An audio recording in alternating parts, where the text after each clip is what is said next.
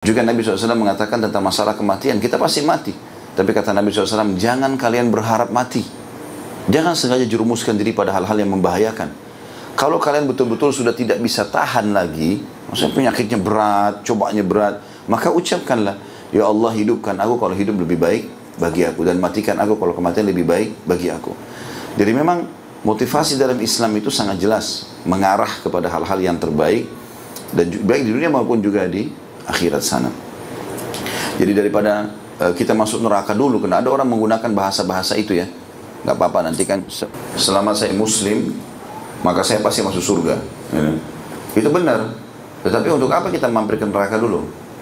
Coba teman-teman renungi baik-baik. Andai saja seseorang di antara kita digebukin sejam saja, dan orang satu orang non-stop digebukin, babak belur, bisa mati malah 1 jam, 1 orang. Ini neraka dijaga oleh Zabaniyah. Zabaniyah ini penjaga-penjaga yang Allah bilang, "Falyad'u nadiyah, sanad'u Zabaniyah." Silahkan mereka panggil siapa saja di neraka nanti, dan kami akan panggil Zabaniyah.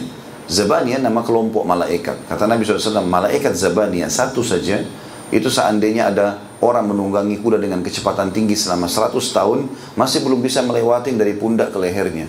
Bukan seorang bodyguard manusia yang sakit kalau gebukin kita. Ini malaikat raksasa yang luar biasa. Dan mereka kasar, keras. Memang begitu sifatnya. Allah mengatakan dalam surat Tahrim, A'udzubillahi minasyaitonir rajim, ya ayyuhalladzina amanu qu anfusakum wa ahlikum nara. Hai orang beriman, selamatkan dirimu dan keluargamu dari api neraka. Mumpung kau hidup, segera taubat. Kembalilah ke jalan Allah, jadilah orang baik. Jauhkan diri dari api neraka, waquduhan nasu wal hijarah, yang bahan bakarnya manusia sama batu.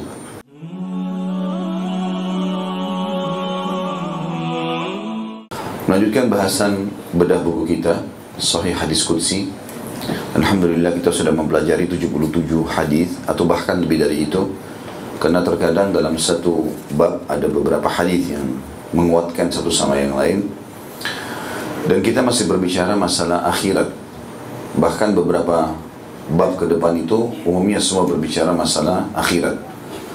Dan ini akan terus kita ingatkan, terutama untuk diri saya, baru kemudian Bapak Ibu sekalian, kalau kita semua sedang menuju ke akhirat, dan seorang mukmin sangat yakin, karena rukun iman dia yang kelima adalah iman kepada hari kiamat, dan tidak akan sempurna imannya, bahkan bisa kufur kalau dia memungkirinya. Kalau dia mengatakan tidak ada akhirat, tidak ada prosesi kematian, tidak ada hisab, tidak ada surga dan neraka, maka ini kufur. Dan sebaliknya kalau dia yakin semua itu, maka dijamin baginya surga. Sebagaimana sabda Nabi SAW, siapa yang mengikrarkan asyhadu an la ilaha illallah wahdahu la syarika, dan juga bahwasanya aku adalah utusan Allah, Isa juga adalah utusan Allah, surga itu benar adanya, neraka benar adanya, maka Allah pasti akan masukkan dia ke dalam surga sesuai dengan kadar amalnya. Untuk meyakinkan diri kita bahwasanya akhirat itu ada, maka dunia ini memang kata sebagian ulama adalah miniatur akhirat. Jadi apapun nikmat yang Bapak Ibu pernah rasakan di sini, apapun itu sifatnya, mungkin kita pernah mendapatkan makanan favorit kita, minuman yang sangat kita gemari, pakaian yang kita sedang senang ya kainnya, tunggangan kendaraan, rumah, apa saja. Semua itu yang merupakan kenikmatan-kenikmatan adalah miniatur kenikmatan akhirat. Dan itu dalam Al-Quran selalu Allah hubungkan antara dunia dan akhirat ini. Tetapi Allah mendahulukan akhirat. Seperti misalnya Allah Subhanahu wa taala berfirman, A'udzubillahi minasyaitonir rajim, walal akhiratu khairu wa abqa. Setelah menyebutkan dunia, Allah mengatakan dan akhirat itu jauh lebih baik dan lebih kekal. Ya. Juga dalam salah satu ayat mungkin yang sudah kita hafal semua, bal tu'thiruna al-hayatad dunya wal akhiratu khairu wa abqa. Kalian sibuk terus mengurus dunia kalian, padahal sebenarnya dunia akhirat itu jauh lebih baik dan lebih kekal. Dan sekian banyak ayat-ayat berhubungan dengan masalah ini. Di antaranya juga walal akhiratu khairun laka minal ula. Akhirat itu lebih baik daripada kehidupanmu yang pertama, maksudnya di dunia. Nah, jadi seorang mukmin memang sangat yakin dengan itu. Apapun nikmat ini akan ada nikmat lebih besar di sana, yaitu di surga. Begitu juga segala macam cobaan dan gangguan, sakitlah, apa saja. Mungkin kita pernah kena beling, kena pisau, luka, kena silet, jarum, ya, apa saja penyakit kita pernah dirawat di rumah sakit. Semua itu, dan masuk dalamnya semua jenis penderitaan, miniaturnya neraka. Dan itu berarti ada di sana. Sebagaimana nikmatnya lebih baik, maka siksaannya pun lebih berat. Seperti itulah. Hanya saja yang perlu kita fahami sebagai orang beriman, untuk menentukan jalur kita di sana nanti, karena di akhirat tidak ada kecuali surga atau neraka, kenikmatan abadi atau siksaan abadi, adalah kehidupan kita di dunia ini. Makanya di dunia ini seperti kita menanam bibit, nanti kita akan panen di akhirat sana. Beruntunglah orang yang faham ini, sehingga dia akan sibukkan dirinya dengan amal saleh, dengan keimanan. Toh juga orang yang beramal saleh mendapatkan kenikmatan. Bukan berarti Bapak Ibu sekalian kita menjadi orang yang saleh dan salehah, lalu kita sulit makan, kita sulit minum, kita nggak bisa beli mobil, kita nggak bisa punya rumah. Nggak bisa. Bahkan dia sangat terkontrol, karena semua makanan, semua minuman sebelum dia konsumsi ada agama yang mengontrol dia. Ini boleh atau ini nggak boleh, ini berkualitas atau tidak berkualitas, halal dan haram. Karena semua yang halal itu umumnya pasti berkualitas. Seperti itulah tanggapan para ulama. Dan yang haram itu pasti tidak baik, pasti berefek yang tidak baik. Ini itu memang sudah ada penelitian juga secara ilmiah, kalau seperti khamar, minuman keras, daging babi, dan hewan-hewan yang bertaring segala macam, ini memang berefek yang tidak baik. Maka yang dilarang oleh agama juga itu adalah hal yang negatif, sehingga harus kita jauhi. Seperti itulah.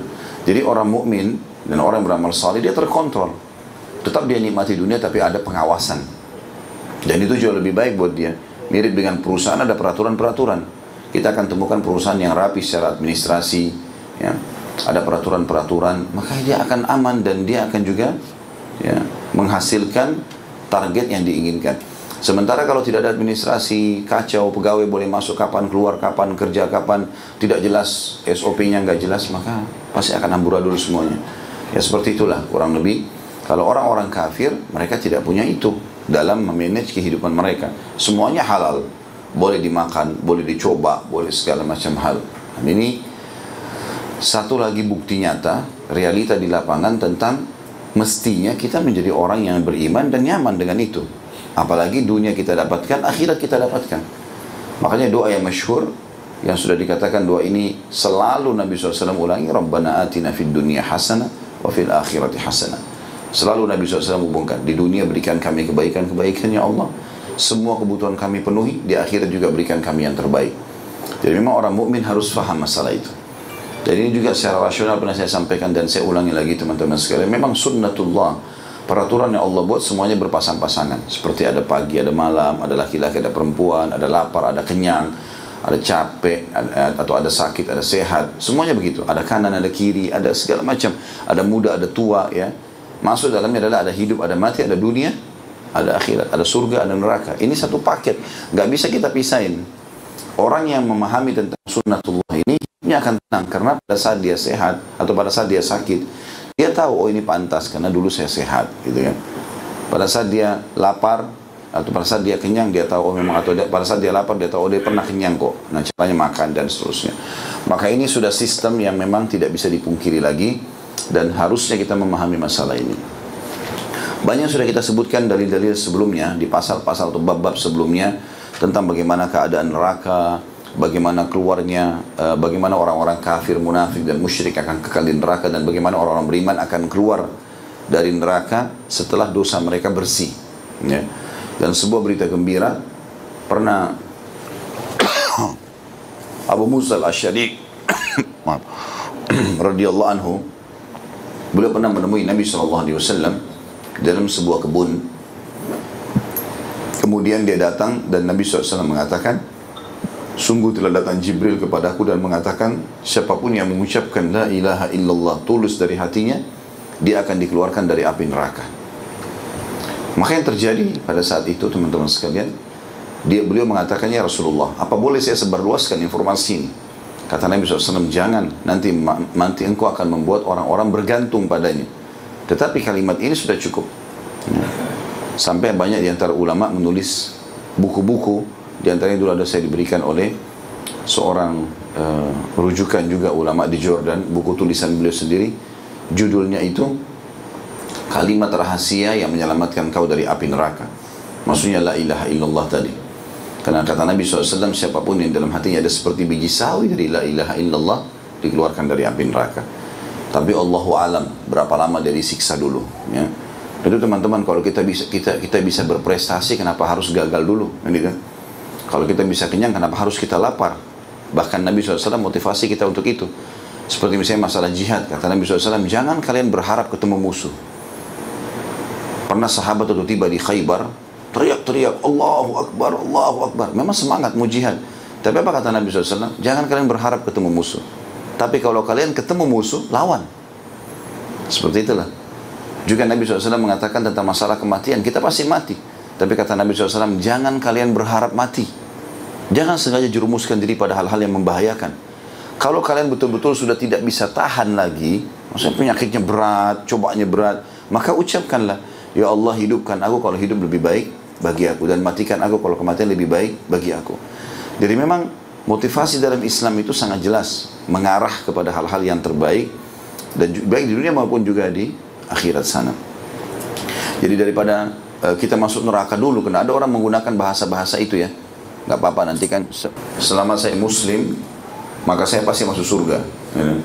Itu benar. Tetapi untuk apa kita mampir ke neraka dulu?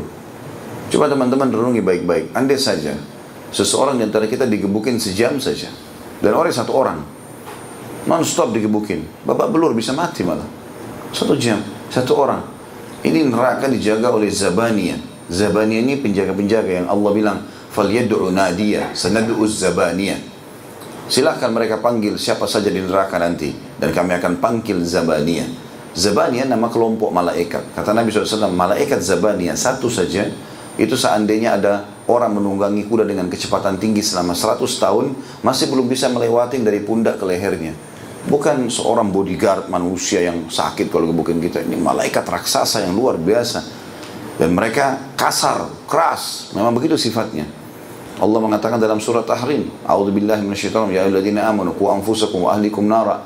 Hai orang beriman, selamatkan dirimu dan keluargamu dari api neraka. Mumpung kau hidup, segera taubat. Kembalilah ke jalan Allah, jadilah orang baik. Jauhkan diri dari api neraka, waquduhan nasu wal hijarah, yang bahan bakarnya manusia sama batu. Alaiha malaikatun giladun syidad, dijaga oleh malaikat yang kasar, keras. Tidak ada negosiasi. Tidak ada negosiasi. Sampai dikatakan dalam sebuah riwayat juga, Nabi SAW mengatakan ahli neraka akan memanggil Malik. Malik adalah malaikat yang memimpin para malaikat penjaga neraka. Ya, di atasnya lagi Zabaniyah. Maka dipanggil, Malik tidak menjawab mereka 500 tahun. Minta ngeluh-ngeluh.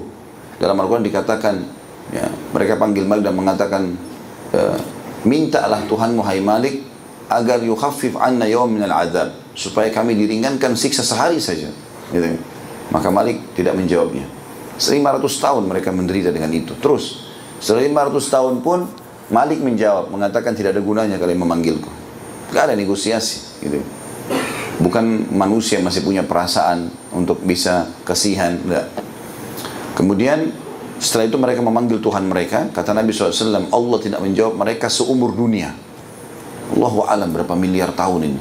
Kita kan manusia, Nabi Adam AS turun di bumi, ini sudah ada bumi, sudah ada hewan-hewan, sudah ada tumbuh-tumbuhan, sudah ada air. Ini sudah ada, Allahu a'lam berapa miliar tahun yang lalu, gitu kan. Makanya kalau ada sekarang ilmuwan menemukan fosil hewan ini sekian miliar tahun, masuk akal. Karena manusia kita penduduk bumi terakhir yang Allah ciptakan. Selainnya semua sudah ada ini fasilitas sudah ada, bukan baru. Air yang dipakai ini saja, api yang dipakai ini, udara ya ini, gitu kan. Itu saja yang berputar. Hewan-hewan itu semuanya sudah ada sebelumnya. Makanya waktu Adam AS diciptakan, iblis sudah ada, golongan jin sudah tinggal di bumi. Dan dia memang mengkandidatkan diri menjadi pemimpin. Makanya dia tolak untuk sujud kepada Adam. Dia berharap memimpin di bumi, dan Allah ciptakan Adam untuk jadi pemimpin di bumi. Jadi sebelumnya sudah ada hewan-hewan, sudah ada tumbuh-tumbuhan untuk dipimpin oleh manusia itu. Untuk menjadi manusia menjadi khalifah atau pemimpinnya. Jadi teman-teman sekalian, kita harus memahami kalau dunia ini memang untuk kita tunggangi menuju ke akhirat, dan jangan sampai kita luput dan salah dalam masalah ini. Karena kalau sampai kita luput, penyesalan di sana. Penentuan untuk mendapatkan yang terbaik di sana adalah di sini, ya. Apapun yang Anda tanam di sini, maka Anda akan panen. Begitu juga sudah kita jelaskan hadis yang terakhir tentang masalah pertanyaan tentang kenikmatan pada hari kiamat. Allah Subhanahu wa taala akan menanya nikmat-nikmat yang pernah diberikan kepada kita, baik itu jasad, ya, semua fasilitas lah, mata, telinga, segala macam, ya. tangan, kaki ini tidak begitu saja Allah ciptakan kita, tapi ada tujuan-tujuan untuk digunakan kepatuhan kepada Allah Subhanahu wa taala. Umumnya masuk dalam surah Az-Zariyat yang Allah berfirman, "A'udzubillahi minasyaitonirrajim, wa ma khalaqtul jinna wal insa illa liya'budun. Ma uridu minhum min rizqin wa ma uridu minhum an yut'imun, innallaha war-razzaqu dzul quwwatil matin." Aku tidak menciptakan jin dan manusia kecuali untuk beribadah kepadaku. Dan mana ibadah? Tunduk patuh. Jadi memang kita ada di muka bumi ada tujuannya, ya, untuk memakmurkan bumi dan juga untuk melaksanakan perintah Allah dan meninggalkan larangan, ya, meninggalkan larangan. Kemudian teman-teman sekalian, termasuk yang ditanya adalah air yang dingin yang dikonsumsi. Ya, pokoknya semua nikmat ini akan ditanya. Kita akan masuk pada pagi ini insya Allah masalah peringatan terhadap orang yang meremehkan untuk beramal demi akhirat. Jadi ada orang subhanallah menunda-nunda amal salehnya, tidak mau sholat, tidak mau puasa, tidak mau zakat. Agama ya udah, kamu muslim iya, tapi cuma di KTP, nggak ada sama sekali amal yang dia lakukan. Dan entah sampai kapan dia mau berlalai-lalai. Ya, jadi masalah teman-teman, kalau kita tidak perbaiki keadaan kita sekarang, berarti akan turun-temurun. Karena kalau kita punya anak mau ajarin apa, kita sendiri nggak ngerti, gitu kan? Kalau kita perbaiki diri kita sekarang, walaupun sudah berumur, tidak ada kata terlambat, maka minimal itu akan berefek kepada orang-orang terdekat dan generasi yang datang setelahnya lebih baik daripada kita. Nah, dan itu juga bisa salah satu cara untuk memperbaiki, keadaan supaya memang jadi lebih baik keadaan tersebut kepada ketaatan kepada Allah Subhanahu wa taala. Baik, saya akan bacakan hadisnya di sini, hadis nomor 78 dengan sanad hasan dari Abu Hurairah radhiyallahu anhu, dari Abu Sa'id al-Khudri radhiyallahu anhu, dari Abu Hurairah dan Abu Sa'id al-Khudri radhiyallahu anhuma, keduanya menuturkan, qala Rasulullah sallallahu alaihi wasallam, yu'ta bil 'abdi yaumal qiyamah fayaqulu Allahu lah alam aj'al laka sam'an wa basara wa malan wa walada wa sakhartu lakal an'ama wal hartha wa taraktuka tar'asu wa tarba'u fakunta tadhunnu annaka mulaqiyya yawmaka hadha qala fayaqulu lahu al-yawma ansaka kama nasitani. Rasulullah SAW bersabda, seorang hamba akan didatangkan nanti pada hari kiamat, lalu Allah bertanya kepadanya, bukankah aku telah memberimu pendengaran, penglihatan, harta dan anak? Aku tundukkan untukmu binatang ternak dan sawah ladang, serta aku biarkan kamu memimpin dan mengambil seperempat bagian, maksudnya di sini dari harta rampasan perang kalaupun jihad, ya. Lalu kamu mengira bahwa kamu akan berjumpa denganku. Nah, maksudnya apakah kamu mengira akan berjumpa denganku pada hari ini? Maksudnya akan ada kebangkitan, ada hari kiamat. Maka si hamba itu mengatakan tidak. Allah berkata kepadanya, hari ini aku melupakanmu sebagaimana kau dahulu telah melupakanku. Hadis ini diriwayatkan oleh Imam Tirmidzi. Hadis ini ada ancaman yang sangat tegas tentang orang-orang yang lalai, tidak memikirkan akhirat, tidak mau sadar tentang kenapa dia ada di muka bumi ini, apa tujuan hidupnya, mana yang disebut dengan pencipta, apa yang dia perintahkan, apa yang dia larang. Tidak ada urusannya dengan masalah akhirat. Maka orang seperti ini di akhirat akan sangat rugi dan menyesal, ya. Beruntunglah kita kalau beriman, teman-teman sekalian, karena kita akan dapat sebagaimana tadi saya jelaskan di mukaddimah, apa yang kita kejar terbaik di dunia kita diperintahkan, dan itu dalam Islam sangat dianjurkan. Makanan yang enak, minuman, pakaian, pasangan, anak-anak, harta, silahkan. Yang penting konsepnya halal, gitu. Itu bisa jadi diperintahkan dalam agama, silahkan nikmati. Tidak ada pembatasan harta cuma sebatas ini misalnya, nggak ada sama sekali. Bebas-bebas saja. Tetapi kita harus memahami kalau itu semua, ya, dunia akan ditinggalkan dan kita sedang menuju ke akhirat, ya. Di sini juga ada pelajaran yang lain. Allah Subhanahu wa taala menyebutkan dalam hadis qudsi ini bahwasanya Allah akan berbicara. Jadi potongan pertama pelajaran dari hadis, ya, yang kita bisa ambil adanya peringatan tegas tentang masalah harusnya seorang muslim itu memikirkan masalah akhirat. Yang kedua, akan terjadi komunikasi antara Allah dengan hambanya pada hari kiamat. Terbukti dalam hadis ini dikatakan fayaqulullahu lah, Allah akan berkata kepadanya. Ada hadis lain yang berbunyi, kata Nabi SAW, demi zat yang jiwaku dalam genggamannya, maksudnya demi Allah, tidak ada seorang pun di antara kalian kecuali akan bicara dengan Tuhannya berdua tanpa ada penterjemah. Allah akan tanya nanti. Kamu sudah saya kasih mata, kasih telinga, kasih harta, menikahkan kamu, dan segala macam hal. Maka Allah tanya, dan ini pertanyaan menunjukkan bahwasanya akan ada komunikasi dengan Allah Subhanahu wa taala pada hari kiamat. Kemudian juga yang ketiga diambil di sini, Allah Subhanahu wa taala setelah memberikan nikmat itu lalu Allah bertanya kepadanya, fakunta tadhunnu annaka mulaqiya yaumaka hadza? Apa kau yakin kau akan ketemu denganku hari ini? Dia mengatakan tidak. Nah, hari kiamat orang tidak bisa lagi berdusta. Saya enggak yakin dengan akhirat. Ya sudah. Allah mengatakan hari ini aku lupakan kamu sebagaimana kau lupakan aku dulu. Ada hadis yang lain juga, Allah Subhanahu wa taala berfirman dalam hadis qudsi, kata Nabi SAW, hai manusia, kenapa aku lapar dan engkau tidak memberiku makan? Maka hamba itu akan mengatakan di akhirat nanti, ya Allah, bagaimana aku memberimu makan sementara kau Tuhan alam semesta?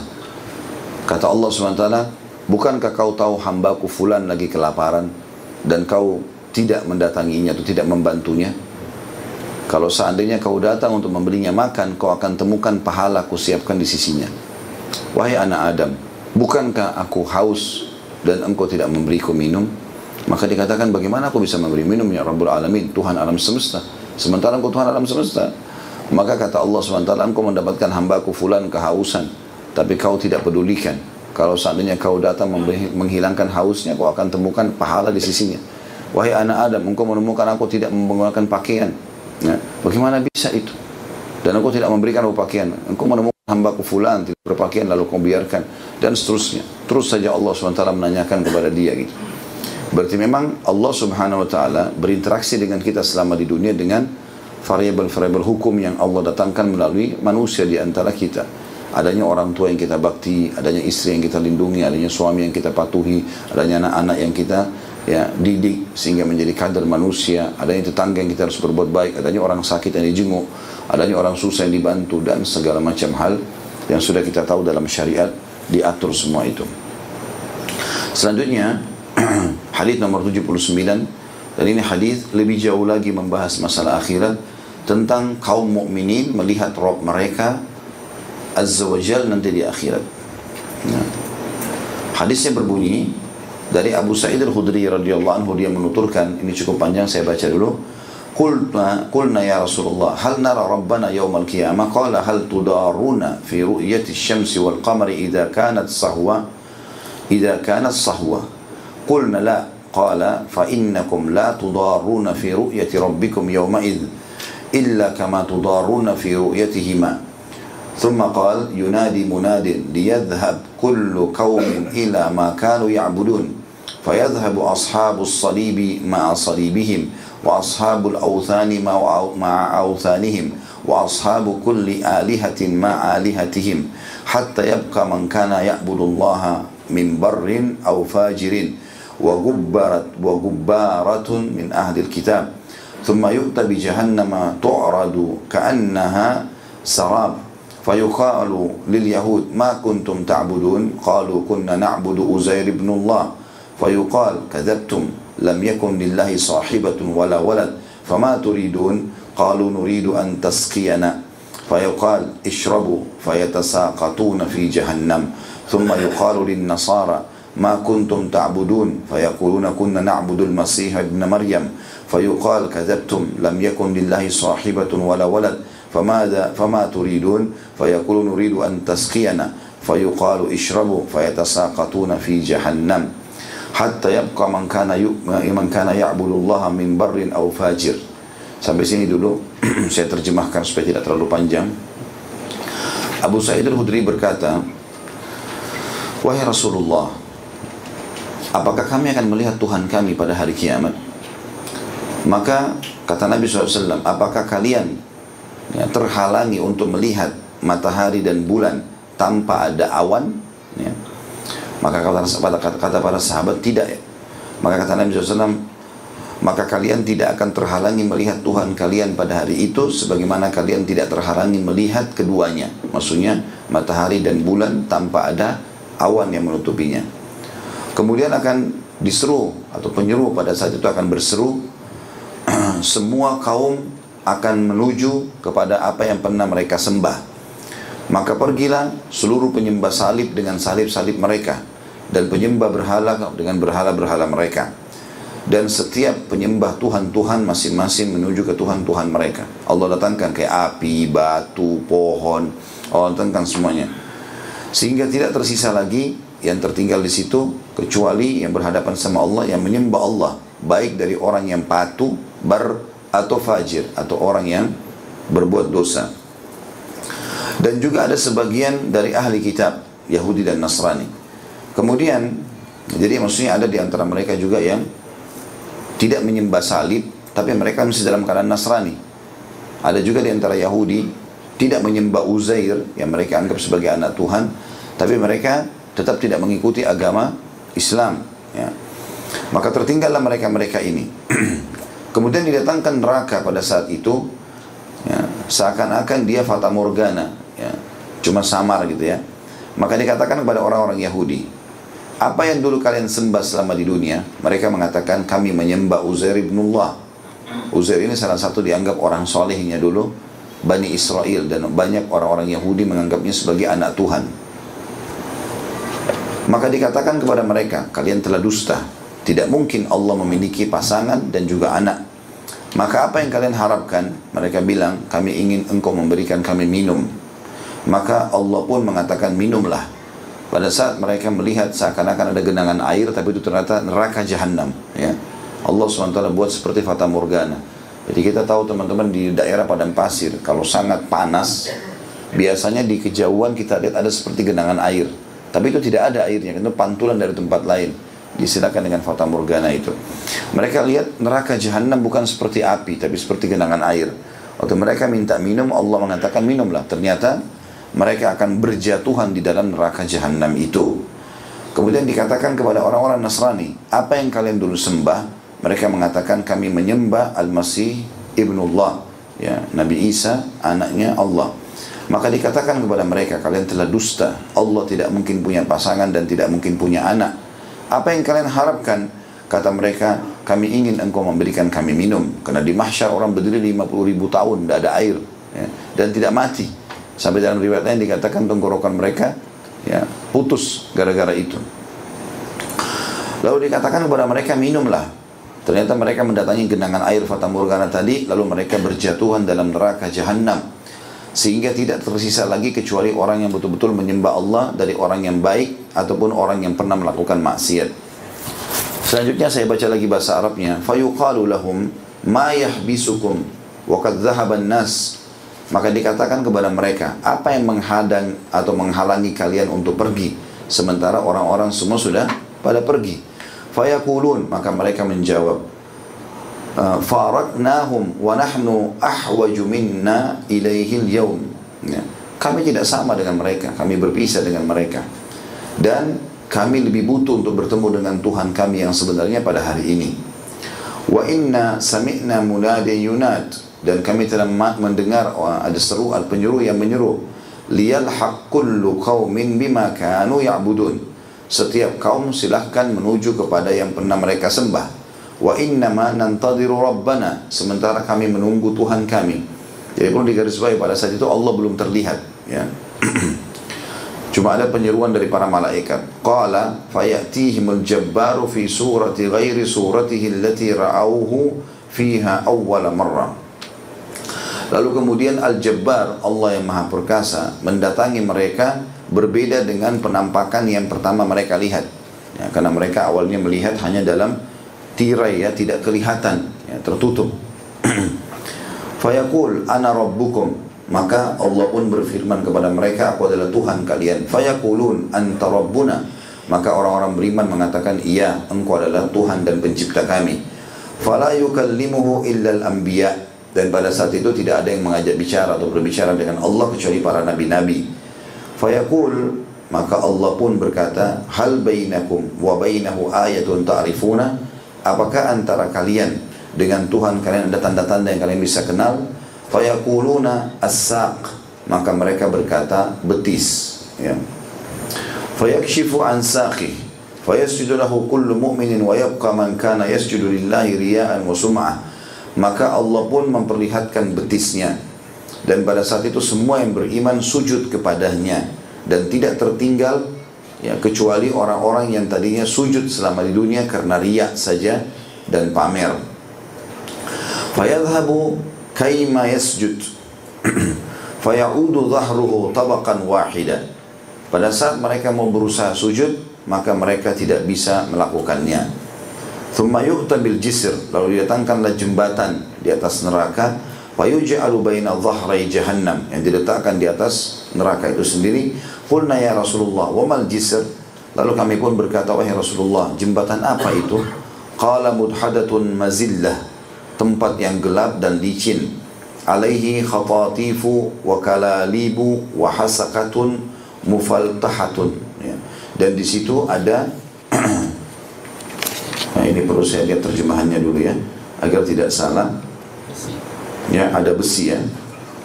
Sebab ada terjemahan atau di halaman hadis lain dikatakan ada duri seperti duri Sa'dan. Di terjemahan di halaman berapa itu? Ya, di halaman 92 ya. Ya, tempat yang menggelincirkan, yang di atasnya terdapat besi-besi runcing dan tajam, yang memiliki duri lancip seperti yang berada di Najd yang disebutkan dengan duri Sa'dan. Ya, ini sudah betul. Bahasa Arabnya tadi laha syaukatu uqaifah atau uqaifa'a. Maaf, laha syaukatun uqaifa'u takunu binajdi yuqalu lahu Sa'dan. Al-mu'min 'alaiha qat-tarf. Ada orang mukmin yang lewat seperti kedipan mata. Wa kal barq, ya, seperti kilat. Wa karrih, seperti angin. Wa ka'ajawidil khail war riqab, dan seperti kecepatan orang menunggangi kuda. Fanajin musallam, maka ada orang yang selamat, ya. Kemudian setelahnya dikatakan wanajin makhdush, ya. Ini dikatakan ada orang yang selamat tapi terkoyak. Lalu dikatakan wa magdusun fi nari jahannam, dan ada yang terlentar atau terlompar atau terlemparkan di dalam neraka jahannam. Hatta yamurra akhiruhum yushabu sahba, dan sampai yang terakhir lewat dia tertarik, ya. Apa terjemahnya di situ? Maka hingga yang terakhir dari mereka melintas dengan ditarik, ya. Karena sahab itu ditarik. Setelah itu dikatakan fama antum bi ashadda li munashadatan fil haqqi kama tabayyana lakum minal mu'mini yawma idzin dil jabbar. Maka seseorang di antara kalian pada saat itu lebih semangat untuk mengambil haknya dari aku. Kalau misalnya di dunia ada yang punya hak, maka dia akan ambil. Pada hari itu dia lebih semangat untuk mengambil, ya, dari zat yang maha perkasa yang nyata pada kalian pada hari itu. Artinya dia betul-betul mengandalkan keimanannya supaya bisa selamat dari jembatan tadi. Lalu dikatakan fama antum bi ashadda li munashadatan fil haqqi kad tabayyana lakum minal mu'mini yawma idzin lil jabbar wa idza ra'au annakum qad najaw wa idza ra'au annahum qad najaw fi ikhwanihim, maka pada saat ada di antara mereka yang sudah lolos dari jembatan itu, yaqulun, maka mereka berusaha melihat kepada saudara-saudara mereka sambil berkata, Rabbana, wahai Tuhan kami, ikhwanuna kanu yusalluna ma'ana. Ada teman-teman kami tadinya di dunia sama-sama kami sholat, dan mereka juga sempat hadir tadi di hisab, di mahsyar, tapi mereka tidak lolos, jatuh di jembatan itu. Jatuh ke dalam neraka jahannam. Wa yasumuna ma'ana, kami tahu mereka pernah berpuasa bersama kami. Wa ya'maluna ma'ana, dan mereka berusaha beramal bersama kami. Fayaqulullahu ta'ala, maka Allah pun berfirman kepada orang-orang beriman yang sudah lolos di jembatan tersebut ke depannya surga, walaupun belum masuk surga, ya. Idhabu faman wajadtum fi qalbihi mithqala dinarin min iman fa akhriju. Pergilah kalian ke neraka itu, siapapun yang kalian temukan dalam hatinya ada seperti dinar dari keimanan, keluarkanlah. Jadi seperti koin dinar. Wa yuharrimullahu suwarahum 'alan nar, dan Allah mengharamkan neraka untuk membakar mereka. Jadi pada saat dia turun, mereka turun ke neraka untuk menjemput teman-temannya, saudara-saudaranya, orang-orang muslim, maka Allah mengharamkan mereka terbakar dengan neraka. fayatunahum wa ba'duhum qad ghaba fin nari ila qadamihi wa ila ansafi saqaihi. Dan mereka mendatangi orang-orang yang sedang menjadi target, siapapun yang dalam hatinya seperti koin dinar dari keimanan. Ada di antara mereka yang sudah tenggelam, ya, terbenam di dalam neraka dengan kedua telapak kakinya, dan ada yang sudah tenggelam dengan setengah betisnya atau pada betisnya. Fayukhrijuna man arafu, lalu mereka mengeluarkan siapa yang mereka kenal. Thumma ya'udun, lalu mereka kembali lagi. Fayaqul idhabu, maka Allah berfirman lagi kepada mereka, pergilah lagi ke neraka itu. Waman wajadtum fi qalbihi mithqala nisfi dinar fa akhriju, siapapun yang kalian temukan dalam hatinya ada seperti setengah dinar, keluarkanlah dari neraka. Fayukhrijuna man arafu thumma ya'udun, kemudian mereka mengeluarkan siapa yang mereka kenal, lalu mereka kembali lagi. Fayaqul, Allah masih berfirman, faman wajadtum fi qalbihi mithqala dzarratin min iman fa akhriju, siapa yang kalian temukan di dalam kembalilah ke neraka itu, siapa yang kalian temukan di dalam hatinya seperti biji sawi dari keimanan, maka fa akhriju, keluarkan. Fayukhrijuna man arafu, lalu mereka mengeluarkan siapa yang mereka kenal. Qala Abu Sa'id, maka Abu Sa'id radhiyallahu anhu sahabat Nabi berkata, fa in lam tusaddiquni faqra'u, andai saja kalian tidak percaya padaku tentang informasi ini, maka bacalah firman Allah, a'udzubillahi minasyaitonir rajim, innallaha la yadhlimu mithqala dzarrah wa in taku hasanatan yudha'ifha, sesungguhnya Allah tidak akan pernah menzalimi walaupun seperti biji sawi, dan kalau itu kebaikan maka Allah akan lipat gandakan balasannya. Fayashfa'un nabiyyun, maka para nabi-nabi pun memberikan syafaat, ya, permohonan agar menyelamatkan orang-orang dari neraka. Wal malaika, dan para malaikat juga diizinkan Allah memberikan syafaat. Wal mu'minun, dan orang-orang beriman. Fayaqulul jabbar, lalu setelah itu zat yang maha perkasa berfirman, Allah, baqiyat syafaati, masih tersisa pertolonganku. Fayaqbidu qabdatan minan nari fayukhriju aqwaman qadin tuhishu, lalu Allah subhanahu wa ta'ala menggenggam dengan satu genggaman dari neraka, maka Allah mengeluarkan banyak sekali manusia yang sudah hancur, ya. Apa terjemahnya di situ? Ya, telah jadi arang, ya. Ya, ya, bisa menjadi arang atau sudah hancur di situ, ya.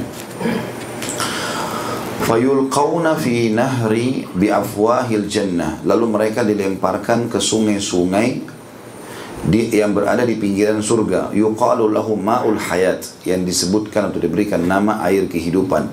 Fayambutuna fi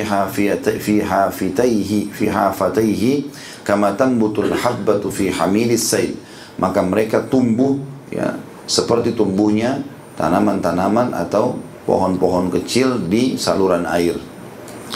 Qad ra'aitumuha ila janibis sakhra'i wa ila janibis syajarah, yang kadang-kadang sering kalian lihat ada muncul di sekitar batu ataupun di sekitar pohon.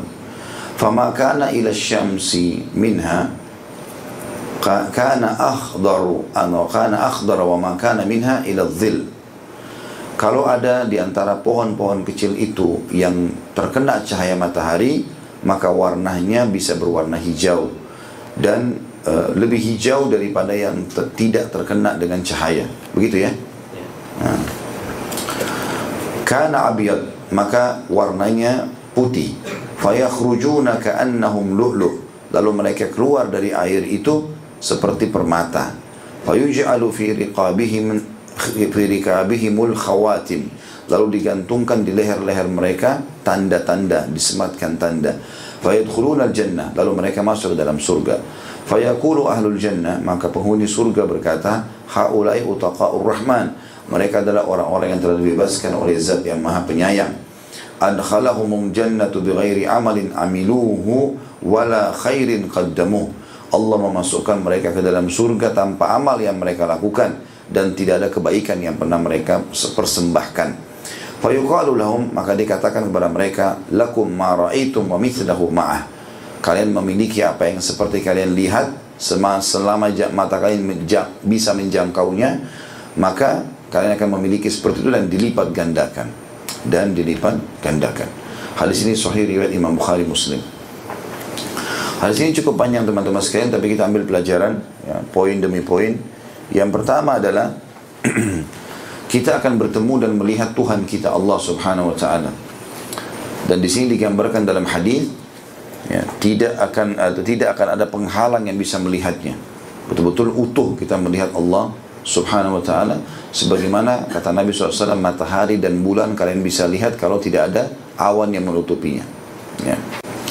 Makna di sini digunakan kata sebagian ulama hadis. Kenapa Nabi SAW menggunakan kalimat matahari dan bulan?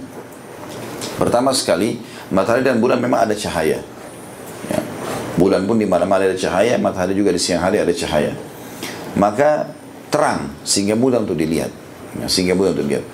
Yang kedua juga masuk dalam makna ini adalah Allah Subhanahu wa taala akan terlihat tapi masih dalam bentuk cahaya, belum zatnya yang mulia. Belum zatnya yang mulia. Makanya diberikan perumpamaan oleh Nabi SAW matahari dan bulan. Ya, ini pelajaran pertama. Pelajaran kedua yang diambil adalah semua orang-orang akan disuruh mengikuti apa yang mereka sembah. Allah Subhanahu wa taala akan mendatangkan pada hari kiamat segala sesuatunya, apapun itu yang pernah ada di dunia ini, Allah datangkan semua. Mau pohon, mau tanah, mau batu, mau udara, mau air, semuanya. Makanya orang kalau berbuat amal saleh, oksigen pun yang kita hirup, ya, cahaya yang kita gunakan untuk ditangkap oleh mata kita sehingga memantulkan kita bisa melihat, suara yang kita dengar, semuanya itu angin yang menerpa tubuh kita, semua itu akan jadi saksi hari kiamat. Semua akan jadi datangkan oleh Allah SWT. Makanya sesuai dengan hadis Bukhari yang lain, Nabi SAW pernah berkata kepada seorang sahabat, seingat saya orang ini namanya Abdurrahman.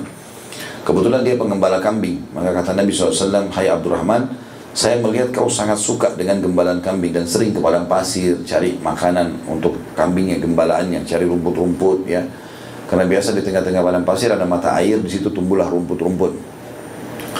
Maka kalau kau lagi di padang pasir dan mengetahui waktu sholat sudah tiba, carilah tempat yang tinggi dan azanlah dengan suara yang keras.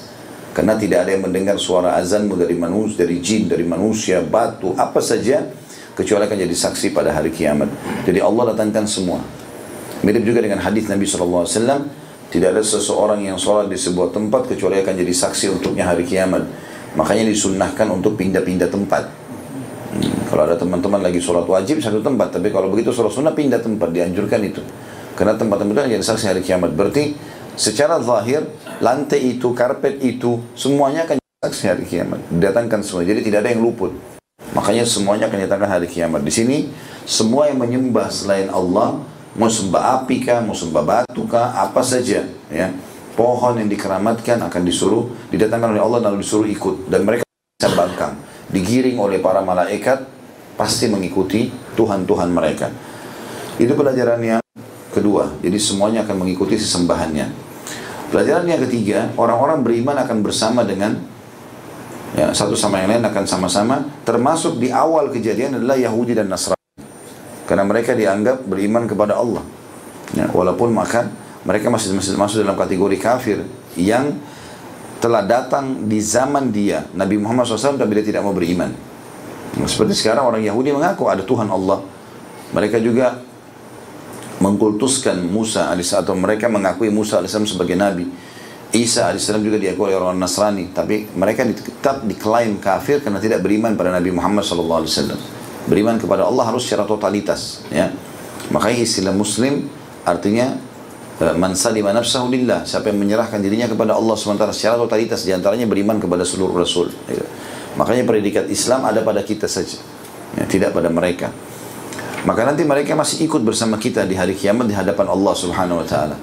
Tapi Allah akan memisahkan dengan cara, ya, karena mereka beriman pada Allah, maka dikumpulkan sama orang beriman. Yang tidak beriman pada Allah, penyembah patung, batu, segala macam, sudah pergi tadi, ya, sama sesembahan mereka. Dalam riwayatnya dikatakan mereka dilemparkan semua ke dalam api neraka.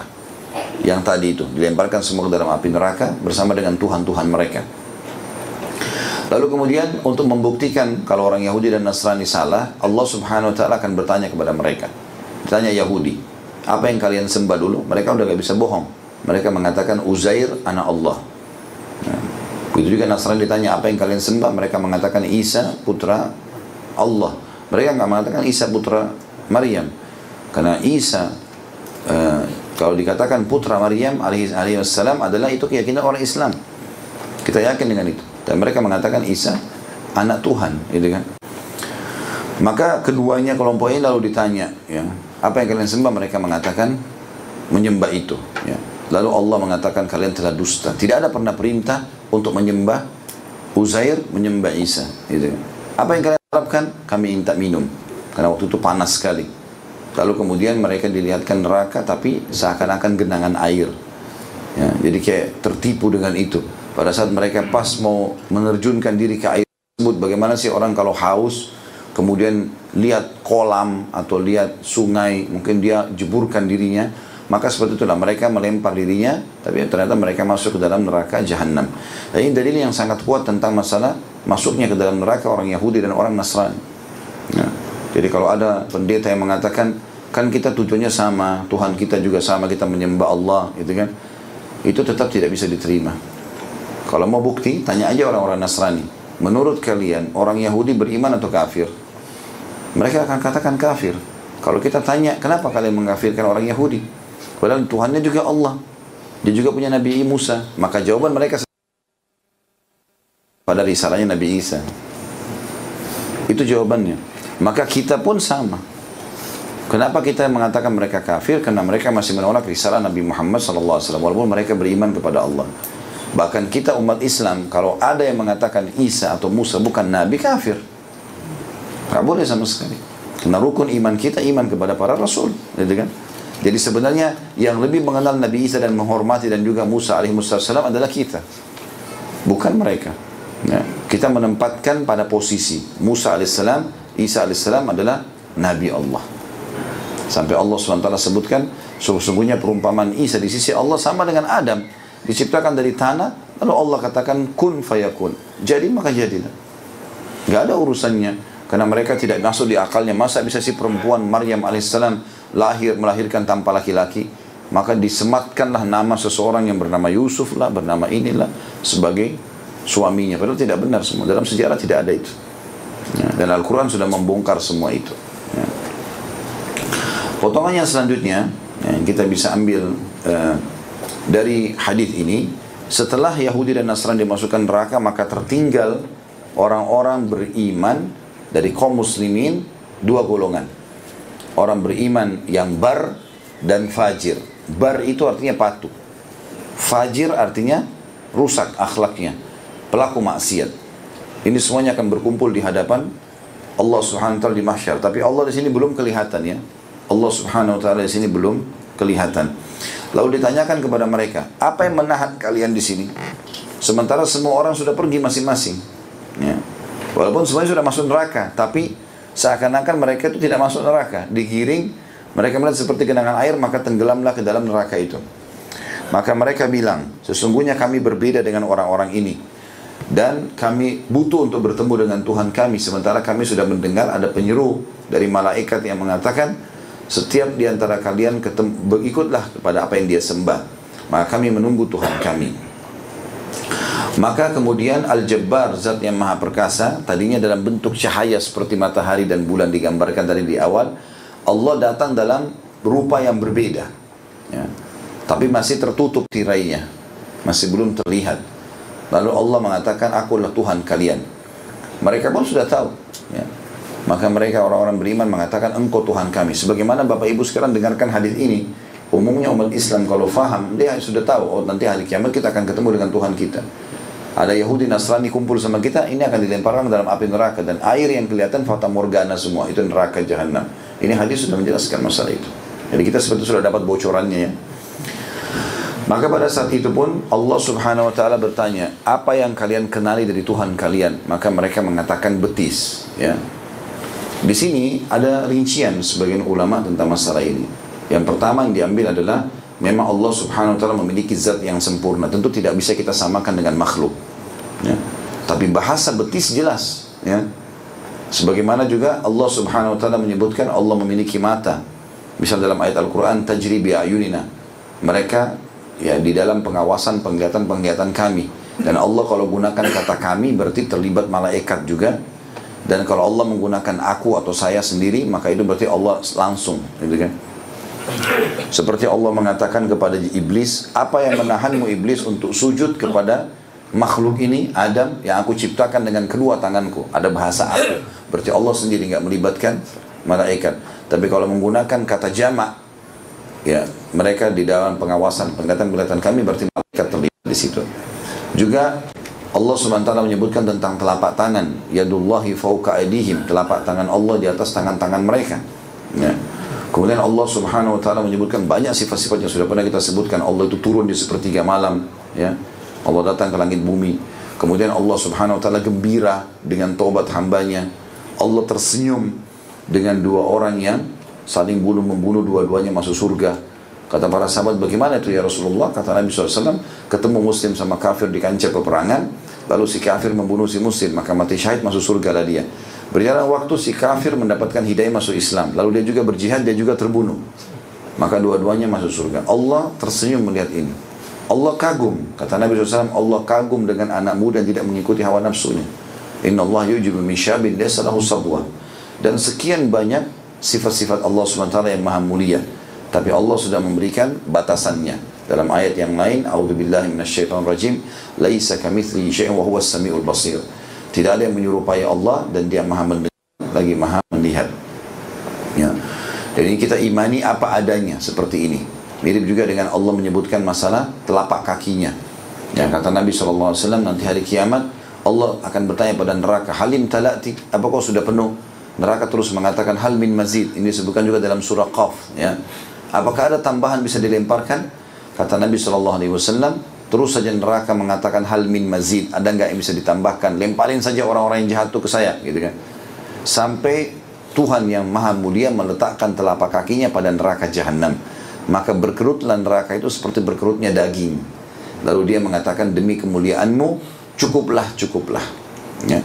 Dan ini sangat jelas bagaimana Allah SWT mengisbatkan tentang sifat-sifatnya dan nama-namanya ini.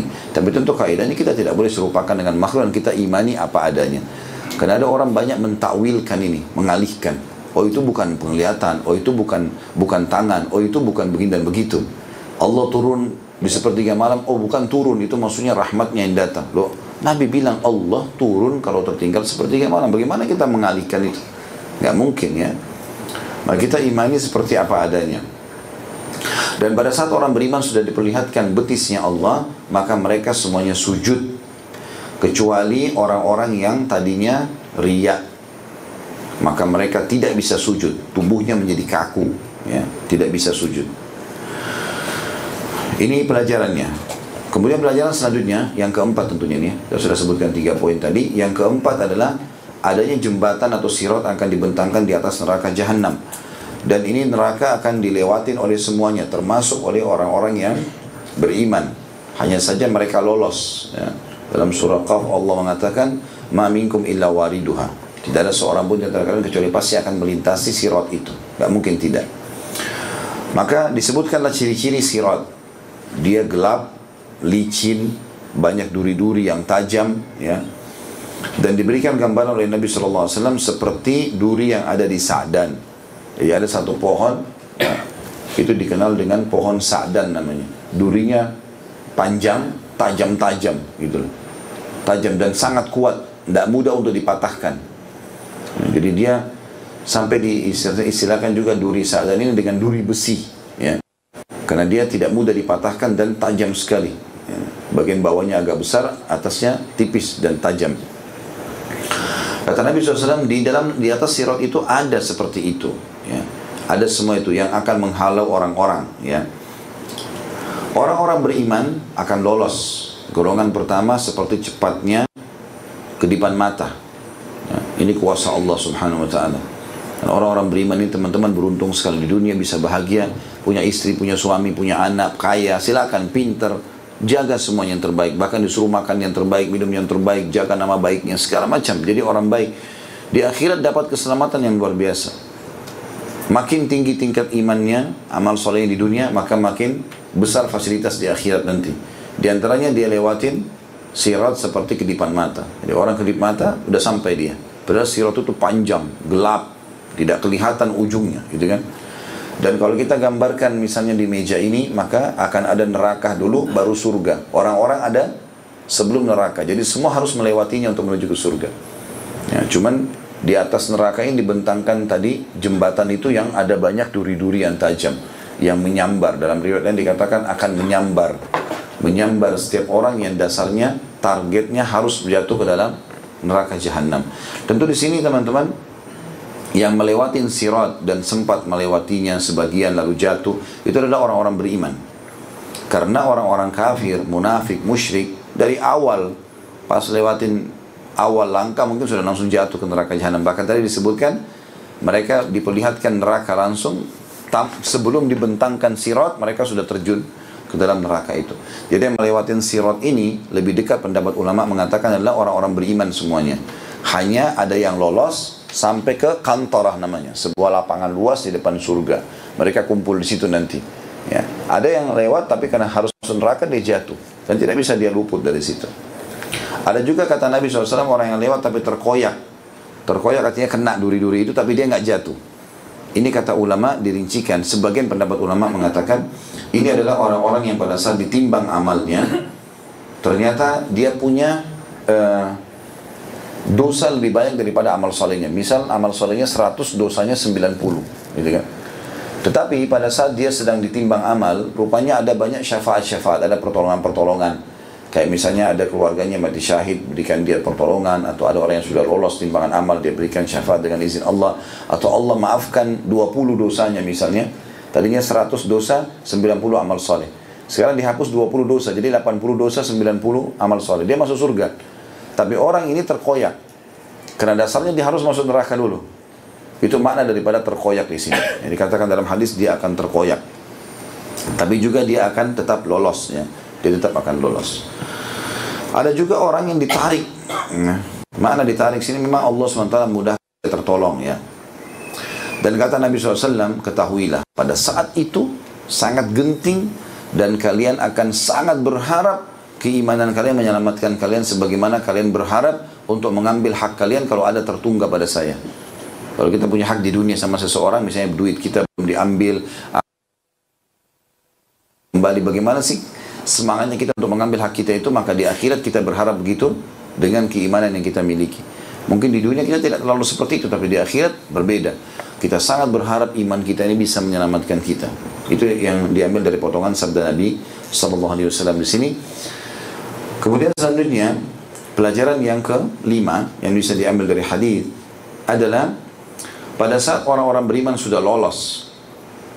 Nah, ada sebuah riwayat menjelaskan mereka akan kumpul di sebuah lapangan namanya kantara, kemudian mereka menunggu, ya. Dan pada saat itu mereka saling membersihkan hati satu sama yang lain. Karena tidak akan masuk ke dalam surga kecuali orang yang sudah bersih hatinya.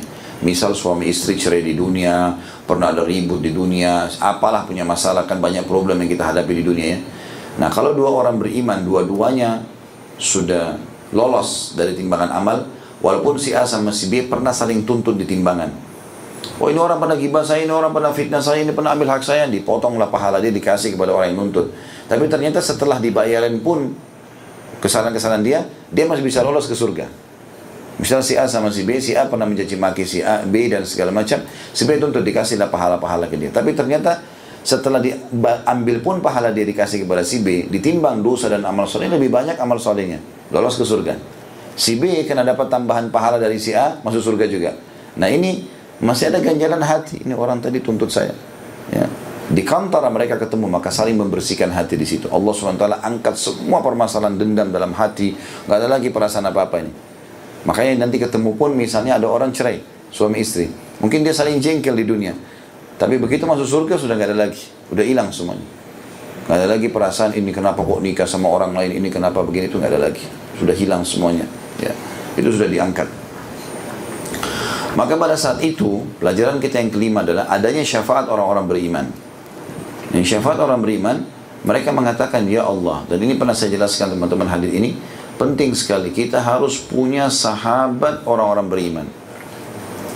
Bahkan kalau perlu semuanya sahabat kita orang beriman. Yang buruk-buruk ini sudah selesai urusan. Yang tiap hari cuma aja ke diskotik, cuma aja mencuri, menipu, buang-buang waktu kosong, ya. Itu semua sudah nggak ada lagi. Berteman aja kenali, ya, tapi untuk sahabat sudah tidak ada. Sahabat, orang yang azan ke masjid, orang yang sibuk dengan ibadah itu sahabat kita. Kenapa? Karena mereka bermanfaat buat kita. Perhatikan di sini, waktu Nabi SAW mengatakan, dan nanti yang sudah lolos dari orang-orang beriman ke surga, mereka dengan izin Allah, Allah yang buat mereka ingat. Bahasanya di sini kata Nabi SAW, mereka mengatakan, wahai Tuhan kami, ada saudara-saudara kami tadi berdiri sama kami di mahsyar, dan di dunia kami tahu pernah ikut sholat sama kami, mungkin pernah ikut sekali dua kali, kita masuk masjid kenalan sama jemaah masjid, kita pernah hadir di situ berapa kali sholat misalnya, pernah berpuasa bersama kami, mungkin sama-sama di kantor kerja, mungkin kerabat gitu kan, dan mereka coba beramal seperti kami, tapi karena amal solehnya lebih sedikit daripada dosanya, masuk neraka. Maka Allah pun mengatakan, pergilah kalian ke neraka, jemput teman-teman kalian itu. Ini bukan kerabat ya, ini bukan kerabat, bukan suami istri, memang ini teman sama teman ya. Kalau teman, kata para ulama, kalau teman sama teman saya bisa begini, bagaimana dengan pasangan hidup, bagaimana dengan orang tua sama anak, pasti Allah lebih berikan. Tapi ini teman saya sudah cukup. Maka Allah pun akan mengharamkan mereka dari api neraka. Dan ini menandakan juga kuasa Allah. Walaupun neraka panas, tidak akan membakar orang yang Allah SWT tidak izinkan di situ. Maksudnya termasuk para penjaga neraka ya, itu mereka tidak merasakan sama sekali panasnya. Yang merasakan hanya orang-orang yang disiksa saja. Maka dikeluarkanlah pada saat itu orang yang seperti koin dirham atau koin dinar. Sebagian ulama mengatakan kalau dipertemukan antara ibu jari sama jari tengah ya, seperti ini saya dari keimanan dalam hatinya, maka dikeluarkan dari neraka. Dan itu pun dikatakan dalam hadis ini, digambarkan bahwasanya yang dikeluarkan itu sebagian mereka sudah tertanam dalam neraka, baik sampai mata kakinya ataupun sampai betisnya. Itu yang saking beratnya siksaan yang sudah mereka rasakan. Kemudian juga mereka kembali sudah dikeluarkan siapapun yang mereka kenal. Bahasa siapapun yang mereka kenal di sini kata ulama, walaupun bertemannya cuma sebentar, Allah SWT buat hati mereka mengingat itu. Oh ini orang begini, oh ini orang begini, oh ini orang pernah hadir sama-sama di majelis ta'lim nih, walaupun cuma sekali dua kali dilihat, itu sudah luar biasa sebenarnya ya. Seringnya interaksi sama orang beriman itu manfaatnya besar sekali. Dia lolos, kita juga akan dibantu gitu kan. Kemudian pada saat mereka kembali, Allah masih mengatakan, pulanglah lagi ke neraka, ambil lagi yang seperti setengah koin dinar. Dikeluarkan lagi semua orang yang mereka kenal, Allahu a'lam berapa banyak jumlah mereka. Setelah mereka kembali, Allah masih bilang, kembali lagi, keluarkan orang yang seperti biji sawi, seperti debu ya, dari keimanan. Ini tidak ada amalnya udah nih gitu kan. Tapi dia yakin ada Allah, ada hari kiamat. Maka akhirnya dikeluarkan juga dari api neraka sekian banyak. Tidak cukup sampai di situ. Selanjutnya, pelajaran yang selanjutnya kita bisa ambil, juga ada syafaat para nabi-nabi. Maka nabi-nabi pun kata para ulama tidak dibatasi oleh Allah Subhanahu wa taala, mereka mau keluarkan berapa banyak, terserah mereka. Tentu di sini setiap nabi mengeluarkan kaumnya ya, atau orang-orang yang beriman kepadanya. Kemudian para malaikat, jumlahnya malaikat ini banyak sekali, miliaran, juga memberikan syafaat, pertolongan, dikeluarkan juga dari neraka. Belum cukup sampai di situ, orang-orang beriman juga semuanya bisa diberikan kesempatan memberikan syafaat. Tadi kan orang beriman yang mengeluarkan orang yang dia kenal. Setelah selesai semua itu, ditambah dengan para nabi-nabi, ditambah dengan para malaikat-malaikat, juga orang beriman secara umum ahli surga disuruh silakan. Tolong siapa saja yang kalian mau tolong di neraka, kenal atau tidak kenal. Yang penting syaratnya mereka beriman. Sudah selesai itu pun, pelajaran setelahnya ya, yang kita bisa ambil adalah bagaimana ada syafaatnya Allah Subhanahu wa taala. Allah menggenggam dengan satu genggaman, dikeluarkan dari api neraka. Ini juga teman-teman ada namanya itsbat, sama tadi buat penentuan atau penetapan tentang adanya telapak tangan Allah Subhanahu wa taala. Kalau dikatakan Allah menggenggam dengan satu genggaman, ini tidak bisa kita takwilkan. Mau ditakwilkan kemana ini? Nggak mungkin, gitu kan? Dan tidak perlu kita tanyakan bagaimananya. Kita yang penting tahu, oh ternyata akan terjadi seperti ini, gitu. Kemudian setelah itu dikeluarkan dari api neraka oleh Allah Subhanahu wa taala. Itu pelajaran juga. Setelah itu, pelajaran selanjutnya, Allah menyiapkan khusus di pinggiran pintu-pintu gerbang surga, sungai-sungai yang khusus untuk mencuci orang-orang dari neraka ini. Riwayat lain mengatakan mereka diberikan julukan dengan Juhannamiyun, orang-orang yang pernah mampir di neraka.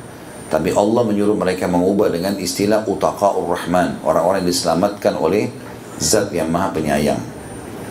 Itu dimaksud dengan hadis ini. Maka pada saat itu Allah Subhanahu wa taala menyiapkan buat mereka air, dan air itu ya semuanya ahli neraka itu dimasukkan ke sana. dalam kondisi mereka seperti arang, mereka sudah belang, mereka sudah rusak badannya, dimasukkan ke situ, maka mereka akan tumbuh baru.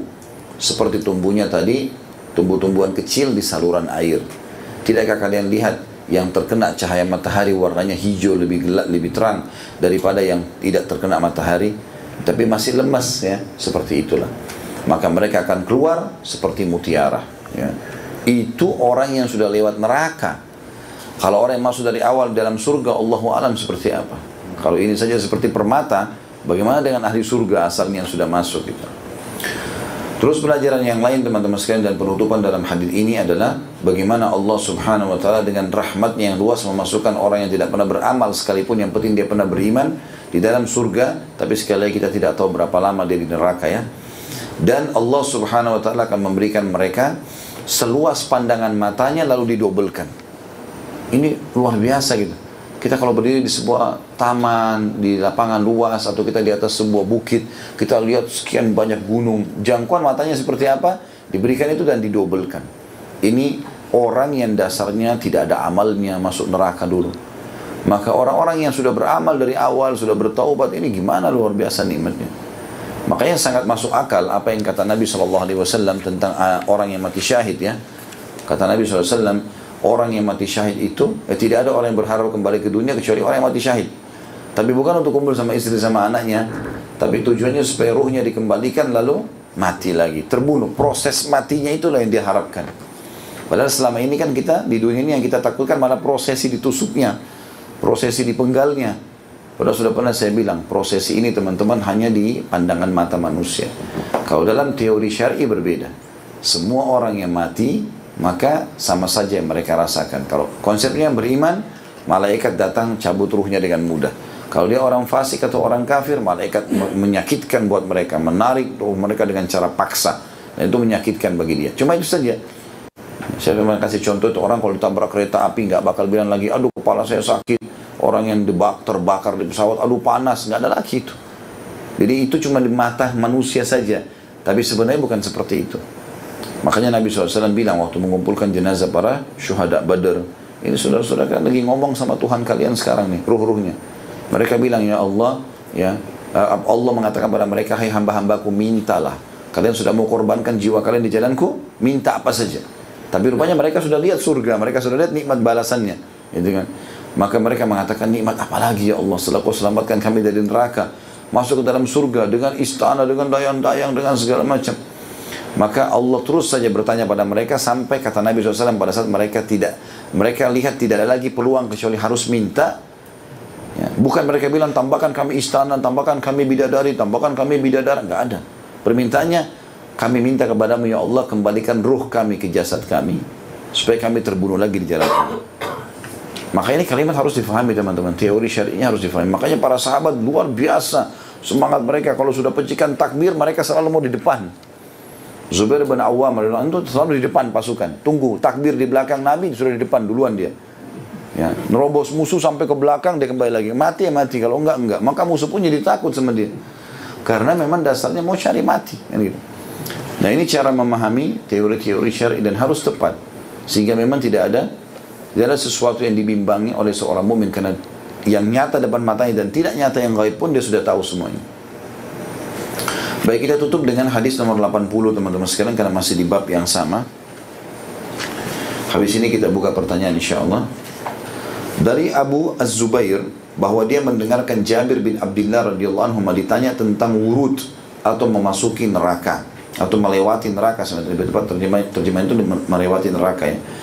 Maka Jabir berkata, naji'u nahnu yawmal qiyamati an kada wa kada, undur أي ذلك فوق الناس قال فتدعى الأمم بأوثانها وما كانت تعبد الأول فالأول ثم يأتينا ربنا بعد ذلك فيقول من تنظرون فيقولون ننظر ربنا فيقول أنا ربكم فيقولون أن حتى ننظر إليك فيتجلى لهم يضحك قال فينطلق بهم ويتبعونه ويعطى كل إنسان منهم منافق أو مؤمن نورا ثم يتبعونه وعلى جسر جهنم كلاليب وحسك ta'khudhu man sya'allah thumma yudfa'u nurul munafiqin thumma yanjul mu'minuna fatanju awwalu zumratin wujuhuhum kal qamari lailatal badri sab'una alfan la yuhasabun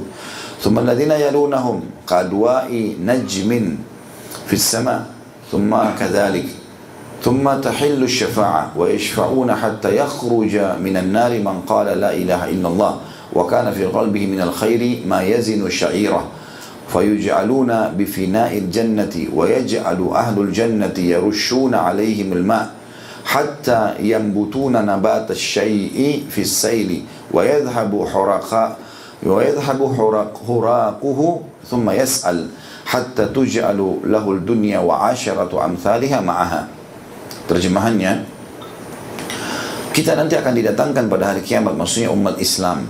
Ya, karena Jabir memberikan gambaran kita ini umat Islam nanti hari kiamat akan didatangkan dengan membawa demikian dan demikian, maksudnya pahala dan amal-amal yang pernah dikerjakan. Lihatlah apa yang terjadi pada manusia. Umat-umat, maksudnya lihatlah amal-amal mereka, banyak mereka lakukan, ada baik ada buruk, itu akan mereka bawa semua nanti. Umat-umat dipanggil dengan berhala-berhalanya dan apa yang dulu disembah secara berurutan. Kemudian setelah itu Rabb kita datang seraya bertanya, siapakah yang kalian tunggu? Maka umat Islam atau mereka akan menjawab, kami menunggu Rabb kami. Maka dia Allah berfirman, akulah Rabb kalian. Maka mereka mengatakan, kami akan tetap menunggu sampai kami melihatmu. Maka dia-nya besar kata ganti Allah, menampakkan wujudnya kepada mereka sambil tertawa. Lalu dia, Allah, pergi bersama mereka dan mereka mengikutinya. N-nya besar, kata ganti Allah, berarti orang-orang beriman mengikuti Allah. Masing-masing manusia dari mereka, baik munafik atau mukmin, diberi cahaya. Di sini orang munafik pun dapat cahaya, sampai di sini ya. Kemudian mereka mengikutinya atau mengikuti Allah. Di atas titihan Jahannam, maksudnya jembatan tadi, terdapat besi-besi runcing dan duri-duri tajam yang merenggut siapa yang Allah kehendaki. Kemudian cahaya kaum munafik redup. Kemudian kaum mukmin selamat. Lalu rombongan pertama yang selamat, wajah mereka laksana bulan di malam purnama. Mereka sebanyak 70.000 orang yang tidak dihisab. Kemudian yang berikutnya seperti cahaya bintang di langit, yang lolos maksudnya. Kemudian rombongan selanjutnya datang seperti itu atau cahaya bintang di langit. Kemudian syafaat diberikan. Mereka diberi syafaat sehingga keluarlah dari neraka siapa yang mengucapkan la ilaha illallah dan dalam hatinya terdapat kebaikan seberat satu rambut. Mereka diletakkan di halaman surga dan ahli surga menyirami mereka dengan air sehingga tumbuhlah mereka seperti tanaman yang tumbuh di aliran air dan hilanglah bekas terbakarnya. Kemudian dia meminta beberapa permintaan hingga diberikan kepadanya dunia dan 10 kali lipat bersamanya. Hadis ini diriwayatkan Imam Muslim dan Imam Ahmad. Hadis ini masih sama dengan bab sebelumnya. Kalau kita akan melihat Tuhan kita, itu saksi bahasannya. Tapi kita bedah lagi hadis ini. Pelajaran pertama yang bisa diambil adalah kita akan didatangkan pada hari kiamat, kata Jabir bin Abdullah. Artinya wajib ada keyakinan seorang mukmin dia akan dibangkitkan pada hari kiamat dan seluruh apa yang kita kerjakan akan terbawa di sana, baik ataupun buruk. Kalau tidak sempat taubat dari dosa-dosanya akan ada hisabnya. Kalau dia sempat taubat tetap akan dipaparkan kepadanya sehingga dia tahu, oh ya memang saya pernah buat ini tapi saya taubat misalnya. Kemudian pelajaran yang kedua yang diambil adalah bagaimana setiap umat akan dipanggil kepada seluruh sembahan-sembahan mereka, apapun yang mereka sembah. Di sini cuma ada tambahan dari riwayat sebelumnya, dipanggil secara berurutan. Allahu a'lam maksud berurutan ini seperti apa. Ya, penyembah matahari dulu kah, penyembah bulan kah, penyembah pohon kah, intinya mereka dipanggil. Semua dan mereka tidak bisa nolak, pasti mereka ikut. Dan semua itu dilemparkan ke neraka Jahannam. Kemudian pelajaran yang ketiga yang bisa diambil adalah bagaimana Rabb kita akan berbicara dan bertanya kepada kita umat Islam, siapa yang kalian tunggu? Maka kita semua akan menjawab, Rabb kami. Cuma bedanya dengan riwayat sebelumnya. Riwayat sebelumnya tadi jelas Allah Subhanahu wa taala datang dalam zat berbeda, maksudnya penampakan yang berbeda ya. Bukan zat yang berbeda, maaf, tapi penampakan yang berbeda ya. Dari tadinya dalam bentuk cahaya seperti matahari dan bulan, setelah itu datang dalam penampakan yang berbeda dan tertutup ya, tidak belum kelihatan sampai dia memperlihatkan betisnya. Kalau di sini tidak. Orang-orang beriman waktu Allah mengatakan aku adalah Tuhan kalian, apa yang kalian tunggu? Kami tunggu Tuhan kami. Aku Tuhan kalian, mereka bilang kami tetap di sini menunggu sampai kami melihatmu. Lalu Allah pun di sini menampakkan dirinya sambil tertawa. Kalau riwayat tadi sebelumnya Allah SWT cuma menampakkan betis saja. Dan ini kata ulama tidak bentrok antara dua riwayat. Maka yang dimaksud dengan riwayat pertama Allah menyingkap betisnya adalah bukan mustahil menyingkap seluruh zatnya. Cuma disilakan dengan menyingkap betis, ya. Begitu juga dengan makna daripada di sini tertawa, berarti mereka melihat ke arah Tuhan mereka. Dan sabda Nabi SAW sangat jelas pada saat menjelaskan sahabat bertanya, Rasulullah, kapan kami akan melihat Tuhan kami? Kata Nabi SAW, kalian akan melihat pertama kali, ya, itu Tuhan kalian di mahsyar dalam bentuk cahaya yang sangat terang seperti bulan purnama di malam Lailatul Qadar. Kemudian potongan selanjutnya yang diambil adalah, ini tentu ada sifat Allah tertawa, ya, yang sudah kita jelaskan juga tadi itu. Potongan selanjutnya adalah orang-orang munafik akan ikut dengan orang beriman. Allah Subhanahu wa taala akan membawa mereka ke sebuah titik yang Allah yang Maha Besar inginkan. Kemudian ikut bersama orang beriman, orang-orang munafik di sini. Allah berikan kepada mereka cahaya karena di mahsyar gelap sekali. Ya. Maka cahaya-cahaya ini akan memantul dari setiap orang beriman sehingga kelihatan mana orang beriman, mana orang kafir, gitu kan. Maka orang-orang beriman ini termasuk orang munafik, Allah berikan kepada mereka cahaya tersebut. Hanya cahaya orang munafik akan redup di sirat nanti. Jadi kita bisa bayangkan teman-teman, naudzubillah, lewat di atas jembatan licin, banyak duri-durinya dan gelap, tidak kelihatan. Kita nggak pernah tahu ya kapan kita disambar, ya, kapan kita kena, apalagi durinya itu panjang dan tajam semuanya. Kemudian dikatakan pelajaran selanjutnya ada 70.000 dari umat Islam yang akan lolos tanpa hisab. Ini sudah pernah kita jelaskan juga, ya, di beberapa hadis di awal-awal bab kita. Memang Allah SWT memberikan kelebihan umat ini dengan 70.000 di antara mereka masuk tanpa hisab. Tidak ada lagi timbangan amal. Mereka juga lolos di sirat sangat cepat. Dan mudah-mudahan kita termasuk ini, insya Allah. Waktu Nabi SAW mengatakan akan ada 70.000 dari umatku masuk surga tanpa hisab, maka ada Uqashah bin Muhsin radhiyallahu anhu, sahabat Nabi ini cerdas. Dia berdiri lalu mengatakan, ya Rasulullah, doakan saya termasuk itu.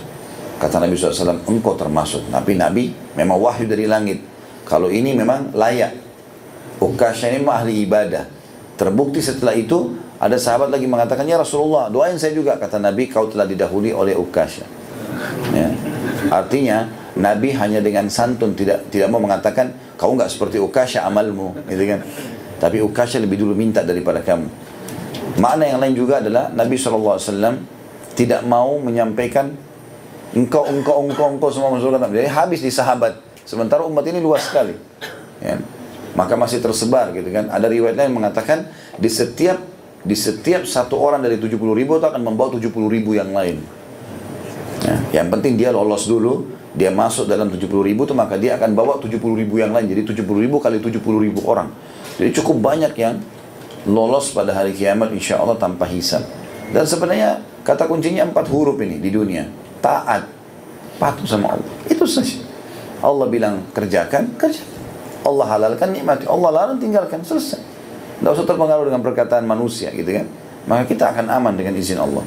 Jadi ada di antara mereka yang akan lolos nanti. Juga mereka akan memberikan syafaat. Ya, mereka akan memberikan pertolongan sebagaimana sudah kita jelaskan tadi. Hanya perbedaan dengan riwayat sebelumnya. Di sini dikatakan keluarkan dari neraka untuk orang-orang beriman, mereka berikan syafaat orang yang punya keimanan seperti sehelai rambut saja. Nah, kemudian pelajaran yang terakhir yang kita bisa ambil dari hadis ini adalah bagaimana mereka yang dikeluarkan dari api neraka itu akan disiram dengan air kehidupan atau sungai kehidupan. Cuma bedanya dengan riwayat sebelumnya. Riwayat sebelumnya itu di pinggiran surga dan mereka hanya dilemparkan ke dalam sungai-sungai itu lalu mereka tumbuh. Kalau riwayat ini enggak, ahli surga ikut menyirami mereka. Jadi memang ada riwayat lain juga, ahli surga diperintahkan oleh Allah untuk memercik-mercikan air kepada mereka untuk mempercepat prosesi hilangnya luka-luka bakar segala macam, gitu ya. Apapun itu. Dan ini teman-teman sekalian, banyak juga, ada juga sebagian di antara ulama mengatakan air itu, asal air itu benar, air itu maksudnya bersih segala macam, memang dia sangat suci. Dan Allah menjadikan, dalam Al-Quran dikatakan waja'alna minal ma'i kulli syai'in hayy. Kami jadikan dari air semuanya bisa hidup. Jadi air itu memang sumber kehidupan kita, dan kita tahu 80% tubuh kita terdiri dari air, ya. Maka ini memang sumber kehidupan. Dan subhanallah, kaum salafus saleh kalau mau menasehatin anak perempuan mereka pada saat menikah, maka mereka mengatakan, ketahuilah wahai anakku, selain hak-haknya suami sudah disebutkan, sebaik-baik minyak wangi untukmu adalah air. Artinya kamu bersuci, mandi, berudu, itu adalah satu hal yang baik. Dan air menyegarkan tubuh manusia segala macam. Allah SWT juga buktikan di sini, air nanti yang ada di surga itu akan menghilangkan semua luka bakar dan bekas-bekas ini serta penderitaan mereka, sehingga akhirnya mereka masuk ke dalam surga. Dan penutupan hadis di sini dikatakan, kalau hadis tadi sebelumnya, mereka akan diberikan seluas pandangan matanya lalu didobelkan di surga. Kalau ini tidak, mereka akan dikasih 10 kali lipat ya dari yang dimiliki nikmat di dunia. Riwayat lain 10 kali lipat yang dimiliki oleh raja terkayanya dunia. Dan ini orang yang paling rendah, yang amalnya sedikit sekali. Bagaimana dengan orang yang paling tinggi? Itu kuasa Allah Subhanahu wa ta'ala. Itu kuasa Allah Subhanahu wa ta'ala. Baik, ini bahasan kita. Kita berdoa kepada Allah Subhanahu wa ta'ala, semoga seluruh umat Islam yang sedang ditimpa masalah, yang sedang terlilit utang, yang sedang sakit, yang sedang berharap apapun dari urusan dunia dan urusan akhiratnya, semuanya dimudahkan oleh Allah Subhanahu wa ta'ala dan diberkahi. Dan kita berharap agar seluruh amal yang pernah kita kerjakan, yang sedang kita kerjakan, yang akan kita kerjakan sampai menjelang ajal datang nanti diterima dengan pahala yang sempurna.